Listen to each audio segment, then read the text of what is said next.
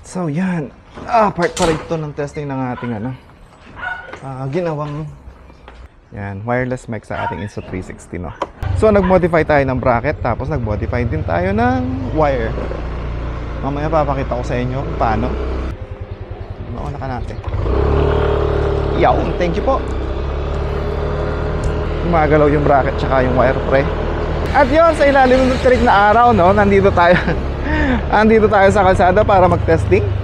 At nasusubukan din natin yung ating wireless mic dito kung gagana, kahit wala siya sa loob ng helmet, kasi open face naman yung gamit ko. So yan, ito pala yung gamit natin. Ayan yung Boya na wireless mic. Andito lang siya sa dibdib ko. Anyway, yun, kailangan natin ng hitch rate para sa ating ginawang cable, mga pre.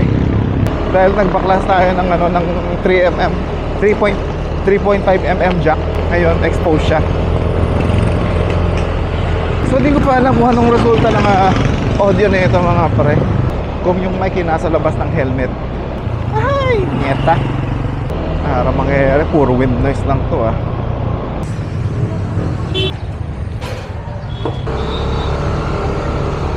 Say hi.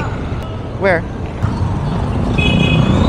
At sorry, medyo kamote move tayo ngayon. Counterflow tayo. Wala naman kasi masyadong nagdadaan din sa kabilang side. At yun, sa pantok na tayo. Save more, mga pre. May bibili lang tayo. So ito yung binila nating shrink wrap. Yan. Tapos ito yung ginawa nating wire. Yan. 3.5. Solder natin yan, mga pre. So gagawin natin ngayon para hindi siya lumalayli. Para hindi siya lumalayli naman ng ganyan. Ibalot natin siya ng shrink wrap. So alin ba yung magkakasya dito? Ito, pasok to. Yan. Itong blue, sakto-sakto. So papainitan na natin.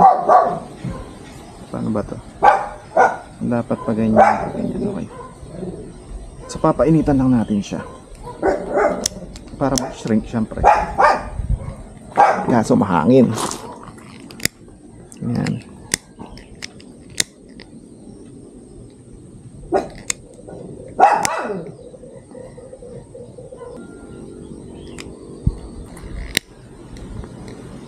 At doon na tayo sa loob, masyadong mahangin. So yan, okay na yung first shrink wrap. Pasukan pa natin siya ng pangalawa. Ay, itong green na. Yan. Nice, so okay na yan. So pag minolda natin mga pre, painitin lang natin ulit. Yan. Tapos i-hold lang natin kahit mainit hanggang lumamig siya. Para mamolde siya ng ganyan. Arik, mainit.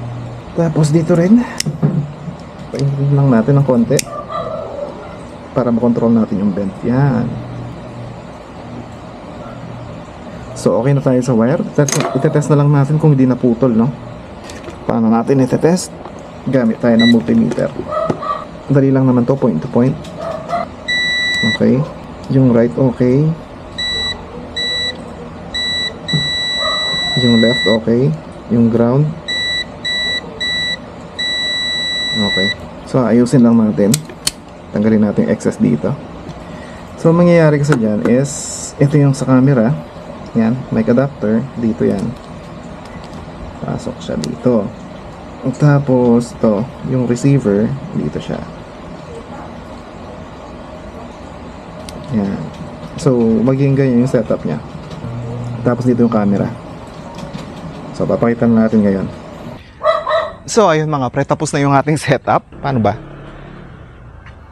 Yan. So ganyan yung setup nya. Ayan. Mic sa gilid, tapos adapter, tapos yung ginawa nating ginawa nating wire. Yun. Tapos sa likod, yun. Aluminum sheet lang yung bracket na ginawa natin, no? Tapos ginupit lang natin ng gunting ng yero. So tetest natin yung mic. Andito na. Tapos nakakabit na sa Insta360. Yan. Test mic 1, 2. Ilalayo natin. Yan. Ganyan kalayo mga pre.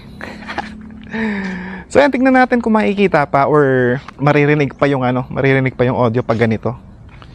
Yan. Tapos tignan din natin yung yung stitching kung maganda dun sa kaliwa. Dito banda. Yan. Dito diyan. Yan. Kung nakikita pa yung kung nakikita yung adapter at bracket na ginawa natin. DIY lang mga pre. Yung binili lang natin dito is yung mic adapter. Tapos yung mic na boya, meron na tayo nito. Kung maayos lahat to, kung seamless naman at walang nakikita sa gilid, gagamitin natin sa vlog to. Let's go!